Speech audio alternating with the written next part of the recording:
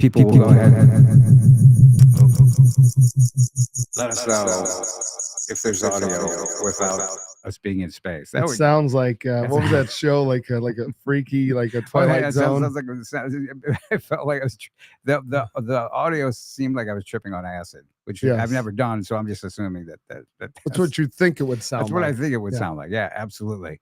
So yeah, it was as you were saying, Coach Marcus. Coach Marcus Nozick does the warm ups each year, and you know, that thing is like down to the minute, right? He's It's great. I gotta it's tell you really what. like it is, and it's so if you watch Yep. it, there's the kids come in height, weight. This year there's something new. Catapult was there to do the catapult technology. Yep.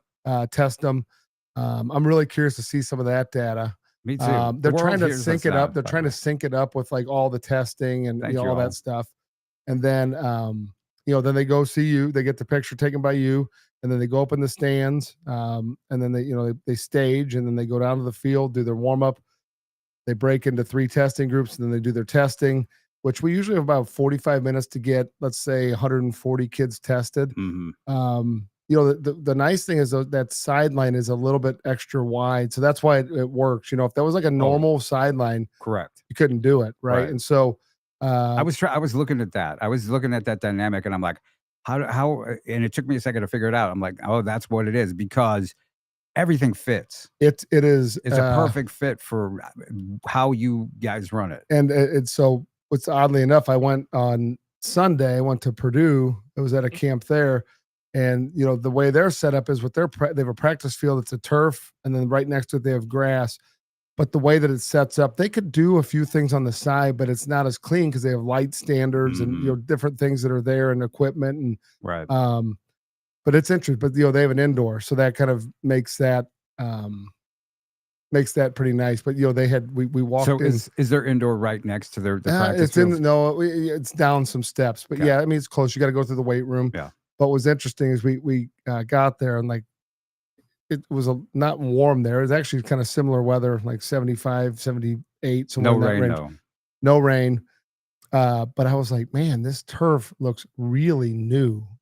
I guess they had signed off on it at 8:00 the night before. Yeah. So there was Really? stress. I'm sure they were stressing. Wow. Right. But it was brand new turf, like new.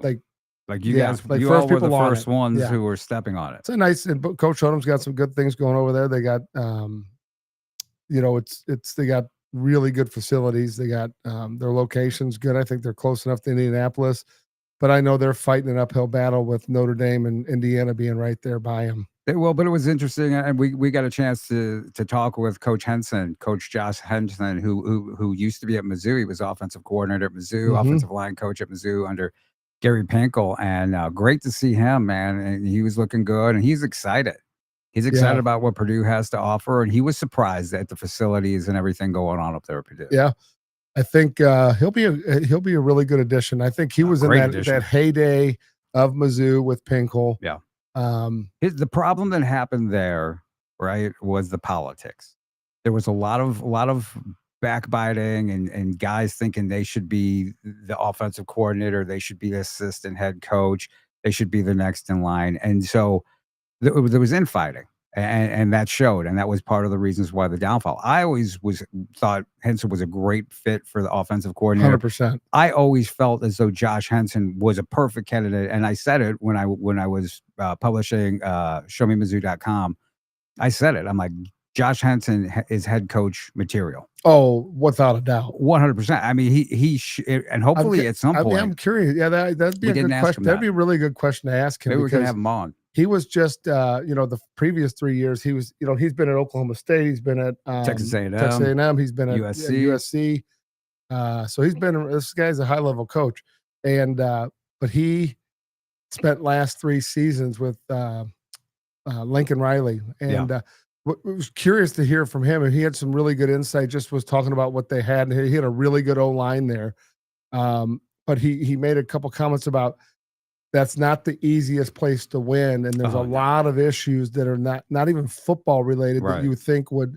He said just stuff as simple as like you want to have like a tent over in the corner of the practice field for like snacks or something for the recruits that are coming in, or like on an official visit or something like that, and you couldn't even do it because you had to get a permit 1 month in advance. Yeah. And he's like, so like From the city of Los yeah, Angeles? from the city of Los Angeles. So there's Yeah. nothing you could not like.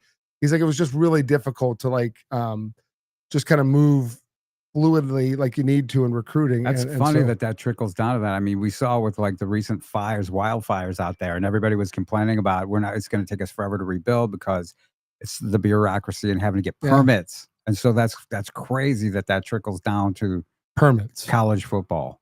Yeah. Right. The USC Trojans having to get a permit to have a table or a For tent for snacks. he alluded to something to the effect of like the example he gave is like, he's like, we get a snack like set up for there for like 35 people, and it could have been for donors or who knows. I don't know whatever it was for. I'm just assuming recruits. I don't know. Yeah. And that's just insane bureaucracy. just insane. Yeah. And the fact that they would care that it's on their private, like their campus, like USC is a private institution. It's their ground. Yeah, it's like, I don't think anything's private out there. Yeah. So it's just a weird setup. But no, it's great. It should be fun to see them go. But I do think, if you're getting back to Lindenwood, the number of kids that came through, I will say over 2,000. Over 2,000. Yep. I mean, you got them all on picture. Yes, that's how I know the exact number.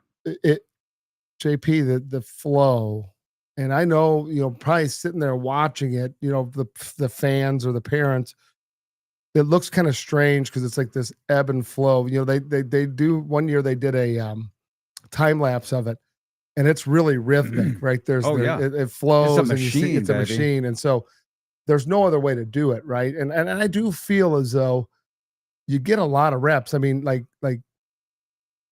the number is right. The number of kids they let on that field is right, because you go to some of these bigger school camps where there might be 200 or 300 kids there, maybe 400. Right. And you're asking for trouble because, even though they have more fields, there's less room and coaches available to run the drills. And, because what's interesting is we were hearing that from players and parents who had been taking their kids to some of the few camps that had already popped up. Mm-hmm. Mega camps and school individual camps. We were hearing it was tough to get reps. Things were moving slow. And I mean, hats off to Coach Judd Stugart and Coach Brian Baldwin. Yep. I mean, and you guys, Elite Football, and you guys have it just running. And Coach Stugart is right there. He comes down. He's observing. At one point he was a security guard. Mm-hmm. Because some of the staff took off, and he was there, trying to keep parents and people from away from where they had to be. So one of the funny things you get to watch with the whole, there's so many people that want to be inside there because they feel as though they should be. Yep. I mean, I saw coaches I saw people wearing coaches gear, trying to appear as though they were a coach with a college. I saw people that were trying to be agents, trying to get in there. Guys handing out little flyers to their individual camps I've never heard of. It is. It's really bad. Like that's a very desperate move. It's just, and again, like the whole point is, the kids should have been training, and then we had so many kids though that were advised not to run. Mm-hmm. And and in my opinion, like the college coaches, like if you talk to them man to man, they want to see you run. Yeah. Like if you're going to a speed trainer who's advising you not to run at a combine, you might be with the wrong speed trainer, right? If you're going to a skill trainer that doesn't want you to do one-on-ones or doesn't want you to do the drills, you might be with the wrong person, because the whole purpose of that event is for you to put on display, which they taped almost every single rep. Mm-hmm. They're matching those up now with the kids' individual numbers. And the reality of it is like, why are you there otherwise? Like, you got to go compete. So there's a lot of people that I think give bad advice. And we're living in a world now where it's so competitive to get offers. Like, it is so competitive. More than ever. It's as bad as I've seen, right? It's the worst. And truthfully, the group that I feel the worst for at a Lindenwood or a college camp is the 2026 class, because they're the guys at the end of the cycle that are almost being viewed as like, we're not looking at them. The big schools. Yeah. Then then the smaller schools are more discerning with them because they know They can be. Well, and not only that, but they're afraid if they offer this guy who's a borderline guy, well, he's going to go to a big school anyway. I've heard a bunch of that. We can delve into that more. And you're absolutely right. I've already heard from people. They're guys who were there, didn't show up, didn't run, right, or didn't participate in one-on-one, whatever the thing, events they didn't do. Schools are already falling off of them because they came there specifically to look at those guys. So the way it works, just so you know, what happens is at the camp, there's an app, right? And the app looks something similar to this. Yeah. When you go in, the coaches are evaluating. All they're doing is typing in a specific score. They know you're there. Number and one. Then it gets loaded into a master spreadsheet that they all end up getting, where they can sort it and do all their, whatever they want to do with the recruiting department. And then they'll know. And so, like, typically, like, I just had a mother text me and ask because they sent the results out. And it's weird because it'll tell you, like, say you were a 5 flat 40, it'll say out of 500 kids at that session, between session 4 or 448 kids, you were number 100, right? And we're gonna get into that more. We're gonna go ahead and take a little pause for the cause here coming up. We are on KLIS 590. Check us out on there Saturday mornings at 11 a.m. Don't want to miss that. It is the Lou Information Station, louinfo.com. You want to go ahead and check us out there. When we get back, we're going to talk a little bit more about a lot more about Lindenwood, some recruiting stuff, all kinds of great information for you. Lou Information Station, KLIS 590. And so you were talking about the information. You were breaking it down for everybody before I gave the call letters. You were breaking it down about what all happens and what the coaches' experiences and the info that they get. Yeah, so they're live on there. So as the testing takes place, so like before the kids get on the field, their testing has already taken place. So now they can pull up and say, like randomly, I can type in number 405 in session. I think I'm in session 4. Mm-hmm. We'll look at this young man. I'm not gonna. Yeah, I'm not gonna. We don't want to give. We don't want to give away, call, inside secrets or anything. So to give you an idea, 6'4", 194, freshman, big good sized kid. Yeah. 8 foot broad jump, 21-inch vertical leap. I know who you're talking about. But did not run the 40 as it appears on here. Correct. So to me, that's a red flag. That's a red flag because if you could do the other tests, why didn't you do that test? Right. So then you pull up, there's another kid, 5'9", 150, ran 5'1", no, 5'1" and a 5'0". Laser. Broad jump 9'2", vertical leap 29. Right. So all that info is at the coach's fingertips right then and there. And that was a freshman. So then what you want to know is, so when they send the results out, so a lot of you guys listening probably got your results today. It'll show you like, hey, you were like that 5 flat 40, you were number 100 out of 434 kids tested in that session. Mm-hmm. But what you really want to know is, where did I rate versus the kids in my grade and my position, right? Yeah. You kind of want to know where you were height-wise, where you were weight-wise, where you were 40, broad, vert, 2029, 2028, 2027, 2026. Then you drill it to position. So that will give you a really good idea, because I guarantee you that's how the coaches are looking at it. They're not going, oh, that kid ran, because I would love to know what that taller kid ran on his 40, because to me, the broad jump isn't horrible. No. The vert leaves a little to be desired, right? Just there's not a lot of explosiveness. So the 40, say he ran a 5'4", okay, that's probably what I would project him to be. I would guess just with those scores. So if that's the case, then why not show it, right? And then know that there's some improvement, because he's only got to be a sophomore, is what it looked like, I think. There's no reason, and I hate it when guys say, I want to scratch. And when you look at those numbers, you can have if a guy vertical jumps 37 inches and he's running a 5'0" 40, that tells me, I'm sure it tells most coaches, he's got bad technique. Horrible start. Right. Right. Something happened while he was running his 40s. Didn't know how to do it. Doesn't have the technique. But that explosiveness from the 37-inch vertical and a 10-4 broad jump tells you that it's just him and his technique. He stumbled. He fell.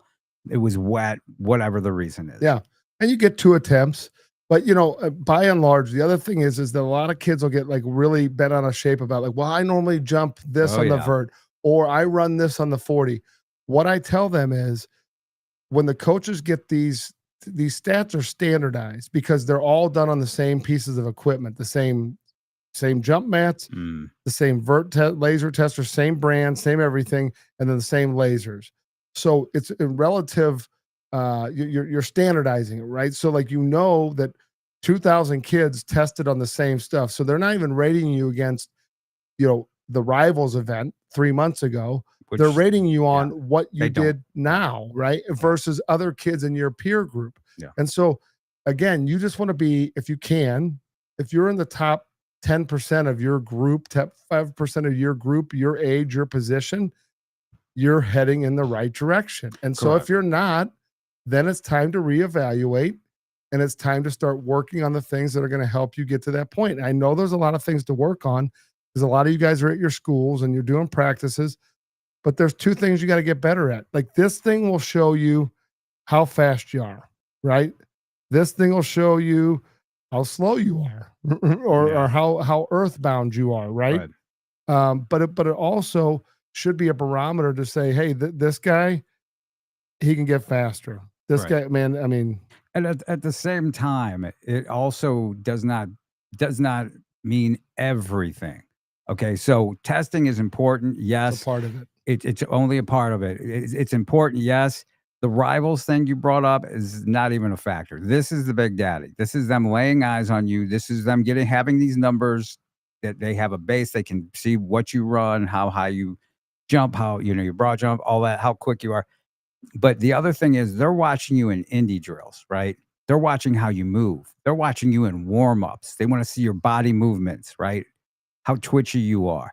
And then you throw in that there's one-on-ones, which you want to draw attention, it's right there. They pad up. The linemen are all padded up.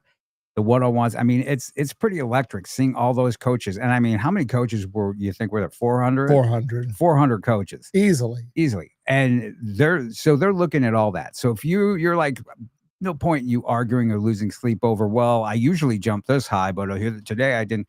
Get on the field and play football. Doesn't matter. Exactly. Ultimately, that's what it comes down to. Yeah. Can you play football? And what really showed how much that mattered is there were some guys there who didn't test the best. Not everybody's a 4.5 40 guy. Not everybody's jumping 35 inches or more. They picked up offers. The offers were flowing like crazy. Well, JP, there's 3 phases to all of this. There's the testing phase. Mm-hmm. There is the football skills side of it, right? Yep. Where you're doing that. And then there's also your film. So if you have a 3-legged stool, like you've built that and you've got supporting film, you test well enough. Again, you don't even need to, like I said before, if you're top 5% of your age group and position, you're good. Yeah. You're doing good. Now, that means you still have to play football. That just gets you in the door. Yeah. But if you can't catch the football and you're playing the wrong position, then it doesn't mean anything. Right. But once you stack that in and you start getting film that supports, like, hey, I can do this in a game, then all of a sudden now you're a guy that's going to basically get attention. He's going to get what he needs, right? So there's a kid. I'll tell you, I was one of those things that it happened 2 years ago. There was a kid named Gavin Marsh, kind of similar scenario. Marquette High School, who's in Colorado now. He's actually back home. Get ready. I think he's going back to school, but he was rehabbing an injury. But he killed the one-on-ones, right? And coaches were not really taking stock in them, but they were loving watching them. But a lot of offers didn't come from. Some offers came down the line. Well, this weekend, there was a similar story. A kid named Leighton Usry from Parkway West, who we've talked. I don't know if we've talked about it before, but a hockey player, former We talked Junior about Blues. long way back when he first switched. Yeah, so he's a hockey player, Junior Blues, AAA, high level hockey. Yep. And then lacrosse, All-American in lacrosse, recently named All-American.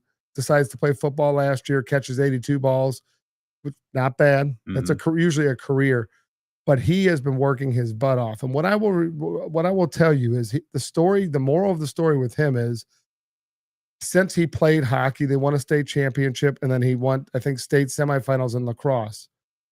What I find interesting about him is, and this is something I told numerous college coaches, he has every excuse not to train. What are his excuses? Well, I got lacrosse. I got hockey. We're making a state run.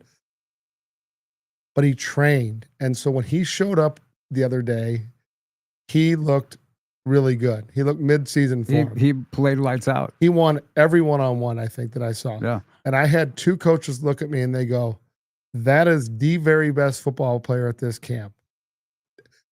Back to not the very best tester at this camp, the best what are they there to recruit? They're there to recruit football players. Because he was playing out of his mind. I mean, he was eating it up. Yep. It was fun. So, but again, we all can make excuses about what we're doing and why we're doing it.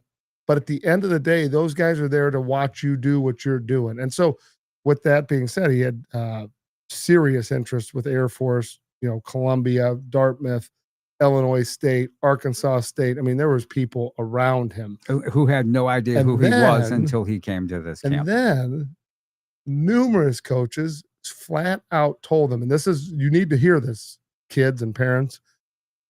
A couple guys told him flat out, I am not going to kick off. I'm going to offer you, but I'm not going to kick off your recruiting, because they know once they offer, it's a domino effect. And so that becomes an issue. It's very real, right, JP? It is very real. That's called hiding recruits. And it happens. And so they try to hide you so that only they know about you. And then at the right time, they're going to pull that offer in the hopes that they can talk you into committing immediately. Mm-hmm. And so they want it to go long enough. But I have watched a couple guys really in the last 4 weeks where people had opportunities to offer. They didn't offer. They waited.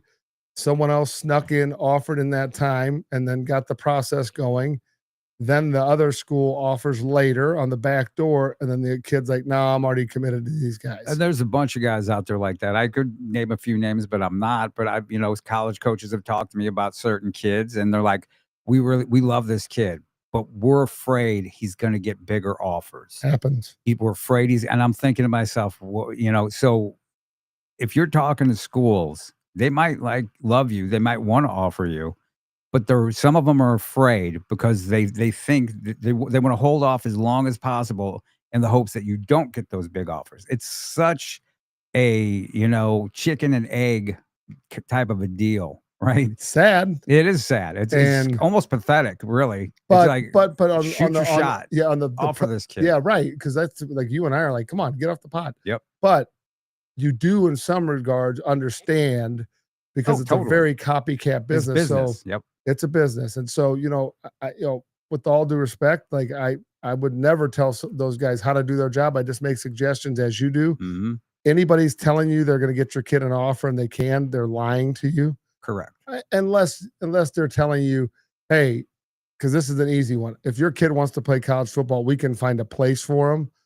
But usually what they're saying is, like, that's like a place that you're not even dreaming you'd want to even play. But again, with all due respect to those programs, they're still playing football. Yep. But anybody tells you they're getting you an FCS or above, and your kid does not already have those offers, they're lying to you. Yeah, it's just not. It doesn't work that way. It does not. And I mean, a lot of things happen. It's best. I know some places will charge people exorbitant amounts of money under the guarantees of an offer, but the odds are, if they're willing to take your money, and it's a lot of money, like you said, there's one of two ways. There's a smaller school that you've never heard of that's playing a sport, and they'll guarantee that offer. They have some kind of a deal worked out. They're going to guarantee you that offer, or they know your child's going to get those offers regardless of them, but they're just happy to take your money. And it's hard because I just know there's so many moving parts. Okay, so like let's just talk this through. You're at a camp. There's lots of guys there that love the football and love that, that are high level coaches, but they're not the decision maker. And you hear a lot of that. Okay. Yep. And then they got to go back to their staff to talk to those guys and the OC or the head coach. And they're out there, they're just gathering information and intel. So sometimes those guys are talking to are just not the decision maker. They may love you. They may recommend an offer, but there might be 2 other guys recommending kids for offers that you just might not be the guy. And sometimes they have to come to complete staff consensus. Correct. Yeah. So that they sit down in their little meeting and everybody in the staff has to, it's a yay or nay, thumbs up, thumbs down. And I mean, there's schools that do it that way, which is really, really difficult. Very difficult. So so when you just got to know who you're talking to and where they stand. If you're talking to the head coach or the director, like the player personnel guy or their GM, those are the decision makers. OCs, DCs, decision makers. Head coach, of course, obviously, the decision maker. And we're going to get into that. We could dedicate the whole hour to Lindenwood. Probably going to talk some recruiting as well as some other stuff, some other camps coming up. Football camp has happened, and we're going to delve into that. I mean, football's year-round sport. Football 360 show. Hear us now on KLIS, the Lou Information Station, 590 AM in St. Louis. Check it out. If you want to listen to it wherever you're at, we're on Saturday mornings at 11, louinfo.com, louinfo.com, 590 KLIS. Going to talk some more Lindenwood, some more recruiting, and just Football 360 show coming at you. So, a little pause for the cause there. And let's continue on with the whole inside football information as far as the coaches. Being there, you really get it. You really get a sense of what is said to players, what is not said to some players. 2 other things that you were talking about, the athletic aspects. 2 other things that I heard was grades. Every single coach that talked to a kid brought up, what's your grades? Right? Yeah. I mean, there are NCAA requirements. Yes. Like you have to be eligible, right? That's first and foremost. Right. And there are some kids who were great players, great athletes.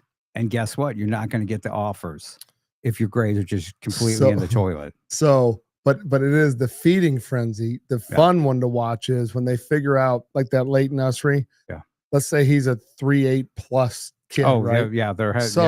When you find those, there's a certain group of those coaches there that are looking for the unicorns. They're unicorns, right? Yeah. Because they have unbelievable grades. They want to become engineers or doctors. Warshu here in St. Louis is one of them. Dartmouth, Yale, Harvard, you name the Ivies, Army, Navy, Air Force. Yep.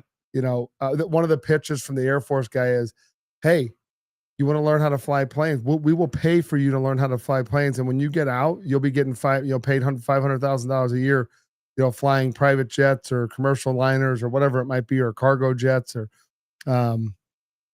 pretty cool when you hear that those guys are, able to do that type of stuff, right? They're able to provide kids opportunities. Like it's not all about going to the NFL, right? It's not all about signing big NIL deals. And I got to tell you what, there are some kids there, and I'm sure you talked to a bunch of them who that's exactly what they're looking for. Football is a means to an ends to a means to an end, whichever one it is. They want to go to school. They want to be an engineer. They want to be a doctor. They want to be a brain surgeon, whatever it is. And so they're not there at camp thinking NFL. Some guys are, and you can tell who those guys are usually. They're just, there's a lot of flash, but not everybody is that way. And the other thing besides the grades coaches bring up, and you can kind of tell how they're checking out, is your demeanor, right? And I think that a lot of guys don't realize their demeanor. And that was one of the negative things I would take away from this camp.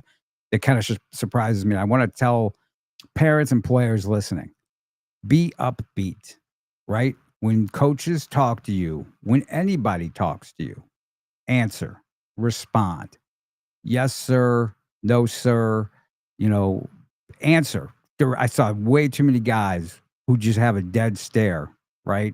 They're asked a question. Eye contact. Don't look down. You know, no matter who you're talking to, if you're talking to somebody who's checking you in, trying to get your height and weight, don't be surly with them. Don't give them attitude, right?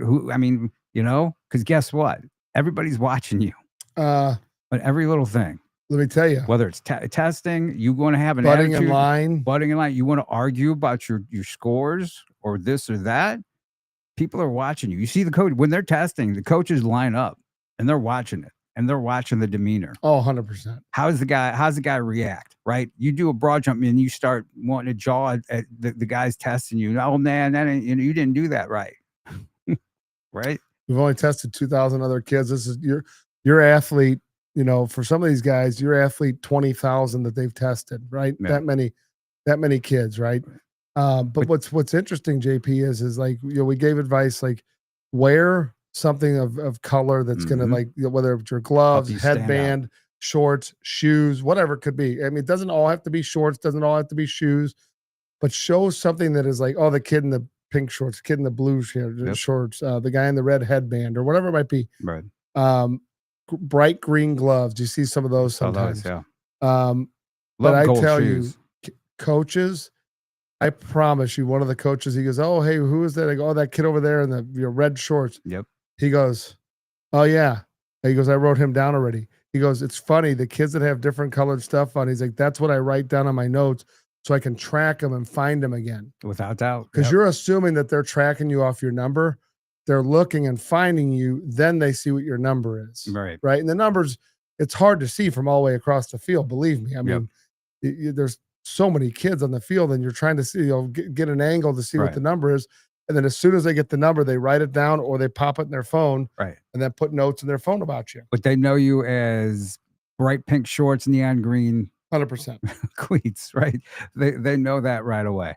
And so, you know, as far as your demeanor goes, we said it before multiple times on the show. When you go to the camps, whether it's elite, whether it's KC varsity, especially Lindenwood, it's a job interview, right? It's no different than if you're going to get a job at the Taco Bell or McDonald's, right? So you're not going to show up there. You're not going to just look down at the floor and they talk to you and you just blank stare them or want to give them an attitude. They ask you a question. You know, you're not going to go far, you know, and you know, you got it. They're looking for men of character, as Wayne Orr likes to say in his speech that he gives it. Yeah. You know, they're not looking for characters. They're looking for men of character. And, you know, like this day and age, they're trying to ascertain too, like, who's going to be loyal, who's going to stick out, you know, like when times get tough, are the kid's going to cut and run? Are they're going to leave? You know, those are things that are just all being trying to figure it out in short periods of time. But, you know, humans communicate with other humans in a pretty unique way. Right. And so like their body language is so much of what they're reading. And that's probably more than anything. And so, without a doubt, you know, like I was talking to my son about, you know, like in between reps, you don't want to be the guy yucking it up and laughing and too cool for school, but you do want to have a guy who's actually enjoying his experience and being present, smiling, being a good person around the other guys, encouraging other guys when they make a good ball. Like, yes, you're in competition with them, but theoretically you're really not. Most of the guys you're not. Like, you're just not. Like, I will say there was a kid at the Purdue camp who's one of the top rated quarterbacks in the country.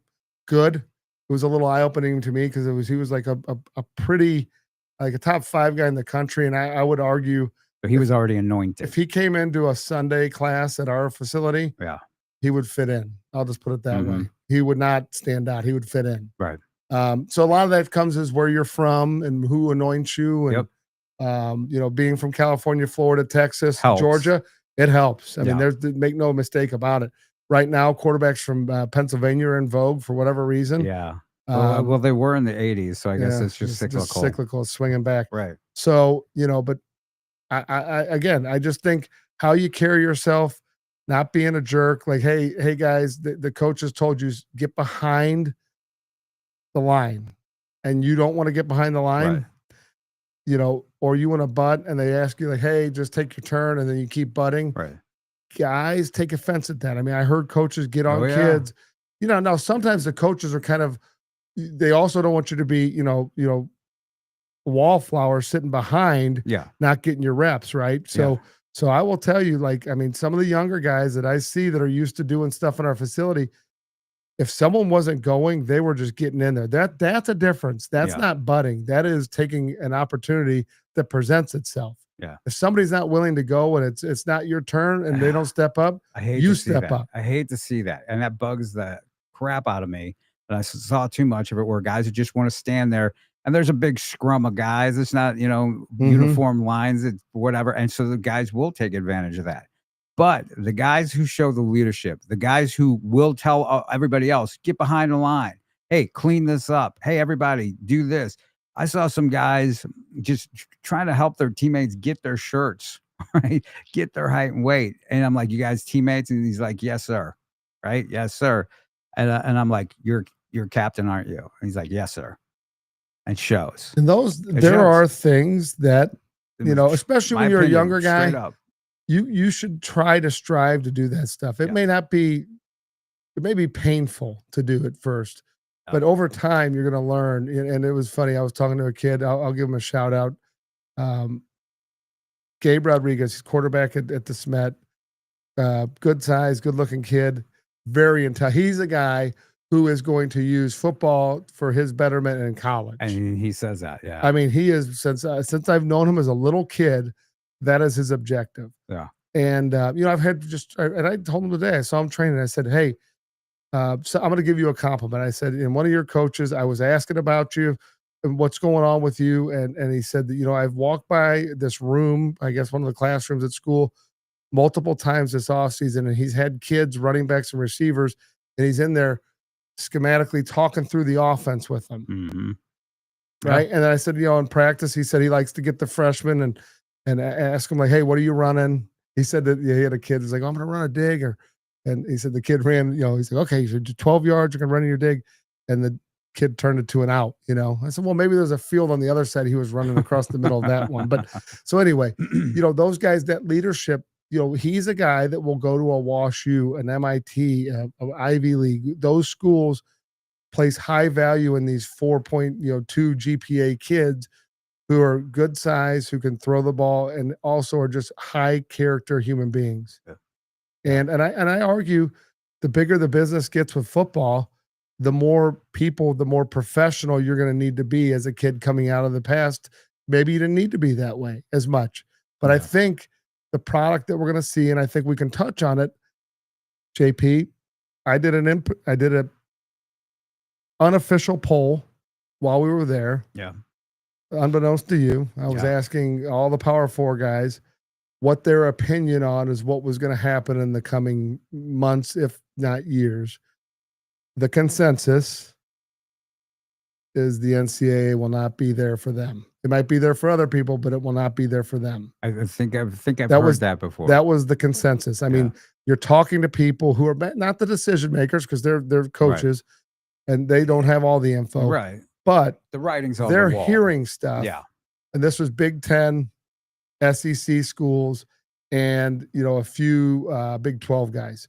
So to me, you hear that and you start to think, oh boy. And then I told you I had gotten a friend of mine sent an email that I thought was really interesting. And so the House versus NCAA settlement did go through. And that means that they're going to start to have to share in 25, 26, they have to share money with the college athletes. There's a revenue share component of like 20.5 million to fully participate.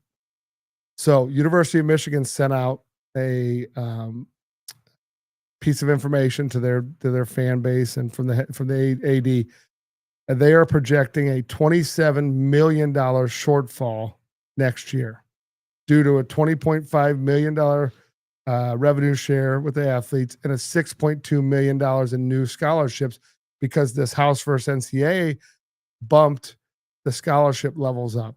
Okay, some roster spots, but scholarships. Mm-hmm. Okay, so now these guys are getting hit on both ends. They have to pay for the scholarship. It's not a quid pro quo, like write off. Right. They can't do that. It is, you have to come up with the money and pay yourself for the kid to be at your school, or raise funds or whatever it is, or take it from your general, budgets or your athletic budget and pay for them to be there. Mm-hmm. And it's a losing bet because these are non-revenue generating sports that they're giving the money to, because the 85 scholarships that the Big Ten and the SEC are going to pay for, they're already doing that. It's these other sports that are non-revenue that are going to get amped up. And so they're just to send you through, they have only 6 home games this year. So they couldn't have picked a worse year to do this. And then that'll be $19 million less than the year before. And then they're going to have to keep going. So they get into all of the cuts that they're going to make, right? They're going to cut 10% reduction in total staff. I was going to say that I know the staffs have gotten huge. Okay. So they're going to stricter approval process on new hires. $10 million in budget cuts next year. TV revenue and university, $8 million to $2 million.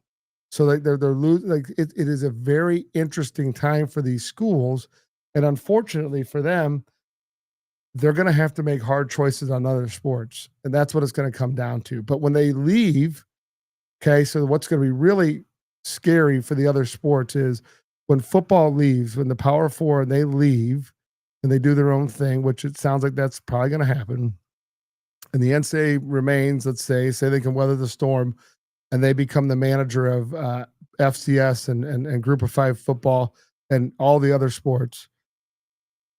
How are they going to survive? Where's the underlying base of money going to come from? And oh, by the way, have you thought it through, JP? They just got this revenue share thing, so the other sports may absolutely make money. Right. Yep. And we can talk a little bit more about that. Want to check us out on Saturdays at 11 a.m. KLIS, the Lou Information Station. So continue on with your. So if you think about this revenue share, let's say that the Power Four teams leave and they start their Super League that we've talked about. That's notwithstanding this new legal agreement that the NCAA has with these member institutions that up to $20 million is going to be of revenue is going to be shared per year with their student athletes. So take football out of it, okay? But that's their primary driver of revenue. So take them out of the NCAA and now start thinking about this revenue share and increased scholarship model that they've just got themselves hemmed into a corner with, okay? And where's the underlying money? Where's the money that's going to fund all of that when football leaves and exit stage left, okay? They're going to leave themselves in such a pain point that it's going to get to the point where it is going to completely splinter and shatter what we know as college athletics. And again, maybe they don't leave and it stays kind of status quo, but there's so much money waiting for them on the other side of the fence that I just don't see them not taking the bait and jumping. It's unsustainable. And we've been talking about it for probably about a year, if not a little bit longer, but it's just unsustainable. And it's already become pro football, and you're not going to go back to the NCAA rules of the world, right? That ship is done. Too much money. There's more money, big money out there that want to be part of it, that want to take over it. And so are you going to have a separate league? Are you going to have are they still going to want to be under the same umbrella? Because the NCAA, while they're not going to rule over them, while they're not going to have say over them, do they want to just keep them part of them where there's like a little, agreement? Yeah, we won't touch you. We won't tell you what to do. But please don't just leave us hanging over here with, what's the leftovers from the Power Four schools. So something I think is very telling is, so each year the NCAA produces, and usually they do a 2 to 3 year cycles. They'll produce their calendar for like the rules, like a quiet period, a dead period, all those things, which we can get into down the line. But so right now we're operating on the 24-25 calendar, right? So there's got to be a 25-26, but guess what hasn't been released yet? 25-26. And so if like the reason why Lindenwood was June 6th and 7 this year, it should have been May 31st or May 30th, May 31st, June 1st, right in that range. But because of how they did their scheduling, and I said to some of these coaches, like, why do the member institutions deal with them? Why don't they just say, no, this is what we're doing. This is what's best for us. And he's like, yeah, that the one guy looked at me. He's like, yeah, that's what the consensus is. Like, what value are you bringing with these arbitrary rules that basically are antiquated and handcuff them and handcuff us from doing our jobs? And honestly, you're ruining some of these guys and making their, granted they get paid, but their work-life balance is not great. A lot of it because of what? The NCAA and their arbitrary rules. And so the fact that they haven't released that 25-26 calendar is a little interesting to me. Yeah. Right. It's a little interesting. Again, maybe we're just reading too much into it, but why? Yeah. Are they getting more input? Are they finally saying, hey, what's best for you guys? What do you want to do? Do you guys want to decide together? How should we structure this? But to me, it's too little too late. Like they had the power. They overplayed their hands with the student athletes, and I think they've overplayed their hands with the colleges. Institutions, yeah. Yeah, and I think that it's going to end up coming back to bite them. And, you know, for all intents and purposes, they're really good at running tournaments. Like at basketball, golf, baseball, College World Series, they're great at running tournaments. Track and field, they're not needed for football. Yeah. They're just not. And football, unfortunately for them, is the one who makes all the money. Waking up and understands that. And once they realize they don't need them and that there's bigger money to be had, you know, bye-bye. Mm-hmm. So I imagine that they're probably walking a tightrope, trying not to piss off the big schools too much, you know, help, you know, grease the wheels to make it happen. When the SEC member institutions vote to allow their president to arbitrarily back out of the NCAA, yeah, the flare has been sent up and let them know that there's change coming. Yeah, right? And Lord knows what those conversations between them.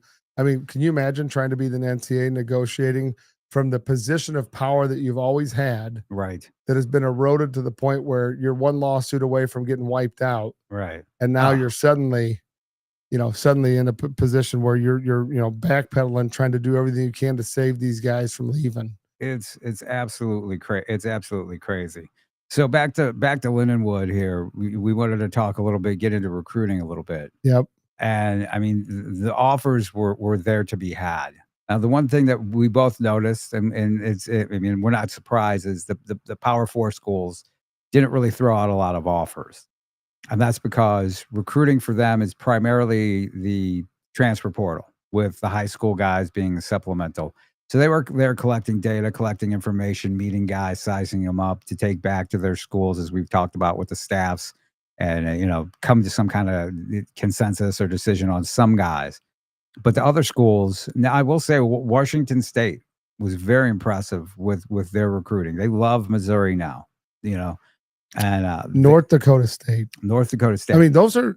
But Washington State, was they're pretty far away. They're up there, and they offered multiple guys, including one of the big stories to me is the offensive lineman, the tackles from Jackson, Missouri. Both those kids offered Bryson Wessel, who came to the elite combine, right? Just absolutely killed it, both testing wise and in the one-on-ones.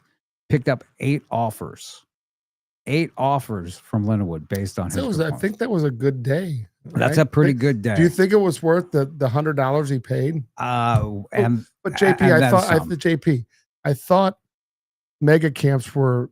What 2 weeks ago we were talking about? We were talking about a cash grab. Yeah, that's just a cash grab. My kid, what did he say? His kid? Was he talking? It was some coach. Coach, it was a guy down in Georgia was talking about. Oh, my kid went and he didn't get anything. It was just a cash grab. Well, your kid, it clearly was not Bryson Wessel, right? who picked out multiple offers, including from Washington State. Right, 8 offers. That's a pretty good day. That's definitely getting your money's worth. And it also coincides with what we say about when we talk about elite, right? Coming to the elite combine. There's a strategy there for you. He came to the elite combine. He saw where he was at. Didn't stop him from working. But he was familiar with it because guess what? The guys who showed up, he showed up at Lindenwood University, saw some familiar faces, didn't he? Right?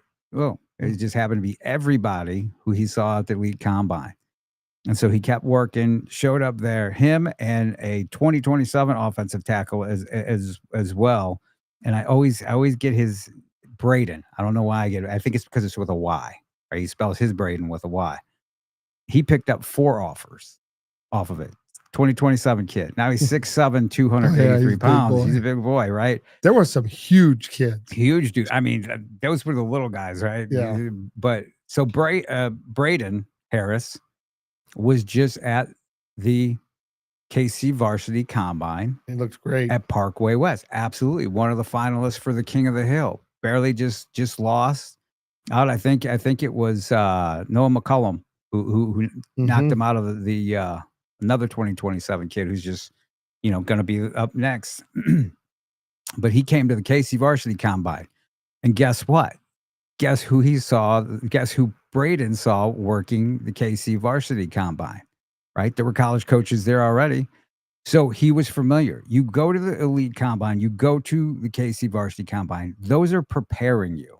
KC Varsity is when, some college coaches can come and evaluate, and they were handing out offers there right and left. But it's a strategy. It was smart of them to come and know what to expect on the biggest stage that there is in the state, which is the Lindenwood Mega Camp. So those guys just absolutely, they were super smart. Just super smart. And between them picked up 12 offers. Hey, speaking of height. Yeah. So session, I don't even know I think this is session 4. Yeah. How many guys do you think in that session? So say 400 kids, what percentage of those kids were, what number do you think of 6'4" plus? Percentage wise? Yeah. 25. It was 42 kids out of, I don't know how many kids were there, but 42, so 42 kids. Well, 42 kids. I can't to. Scroll all to the bottom. So let's just say it was 350 kids, 429 kids. So 10%. Okay. 6'8", 6'7". Oh yeah. 6'6", 6'6", 6'5", 6'4". Yeah. I mean, massive. Massive. There were some massive 6'8" kids who were athletic. Yes. Right. And one kid that I want to bring up, speaking of 6'8" kids, Jahidi White, right? Who's the son of former Cardinal Ritter basketball star, NBA star, Georgetown star. He was there, and I'm not super familiar with him for football. And he's like, "Oh yeah, I play." Well, he's playing it this year for sure, right? 6'8", and you can look up his stats. He ran well. He looked good in one-on-ones. Make a pretty nice tight end or offensive tackle if he so chooses. So this is the most frustrating thing with football. Yeah. So many people think, and this is parents, this is a PSA to you. If you think your son has to start playing football when he's in kindergarten and tour around the country all through middle school, you're sorely mistaken. Save your time, energy, and money. Help them play other sports. Be a good athlete. Learn the skills. Go to places like ours where they can actually teach how to play football, and you got a fighting chance. Yep. Okay. If like these people that it is so funny. I mean, I remember I started playing football in 7th grade, and I remember thinking like I was so far behind because all these kids I went to school with had started like young. Oh yeah. And I get there my first year, and they played me all over the place, which I remember thinking like it was just so confusing to me because I didn't know anything about football. They're trying to find a fit. Well, yeah, but it was like, okay, hey, so we get to the end of the year, and we have a little banquet at the Telania's Jukebox back in the back in the day. That is way back like a in the mafia scene, right, Even then, I was like, this place is strange, right? Theme from The Godfather's playing. So, but I ended up, and this is a humble brag, but no, but the point being is, I was the little MVP of their team, right? Nice. Okay, and this was a team that ended up having a bunch of dudes that went on and played college football. Like about 8 guys played college football off of it. Point being is, I was a kid that played soccer and baseball my entire life, showed up to football, and the coaches, it is the one sport where the coaches do not care that you're not a guy that's played their game because it's a sport of athletes. Yeah. And if you're an athlete, they'll find a place for you or they'll find multiple places for you. And I think that frustrates so many people because, well, yeah, my kid, he's not a hitter. He's not tough. At some point they care about athleticism and where you can kind of fit body wise. And if you find that It doesn't matter if you've never played. If you can run out there, he made a one-handed grab. Everybody saw it. He's tall. He runs well. It's worth it. It's worth an exploratory offer. Right. Absolutely. And I mean, we need to talk more about that. We need to talk more about, when you should cut off playing all those sports and just focus on the one that's going to take you. There are some kids that overran their runway with that. Correct. And but unfortunately, as always, fastest hour football talk on the planet, we're about out of time. So anything else you want to drop on anybody? Anything going on? Anything cooking with Elite? Training. We will not stop training through the end of the season. So you just keep training. Nope, because the camps are rolling big time now. That this month, the rest of this month, both with the teams. The teams are practicing. Some are practicing, Monday through Thursday. Some are practicing 3 days a week. One team is practicing 5 days, Monday through Friday, and they've won multiple championships in a row. So they seem to know what they're doing, and so you'll like to see that. But definitely check us out. You check us out on our social media. I know I am JP Rock MO on X, JP Rock Scout U on the gram. Matt, people can reach you at Elite Football on X and Elite Football Academy on Instagram. We had a question about the catapult info. Go ahead and DM one of us, and we'll see if we can find out when you're going to be able to find that out. Yeah, they're going to release that before long. Yep, and you also want to catch us Saturday mornings at 11 o'clock, right after you're done watching cartoons. KLIS 590 in St. Louis, LouInfo.com or LouInfo.com, the Lou Information Station. Enjoyed ourselves as always. Everybody go out there and enjoy the rest of your day, the rest of your Saturday, the rest of your weekend. Whenever you're catching us, catch us on Spotify as well as Apple, YouTube, X, follow, like, share, and we will talk to you next week. See ya.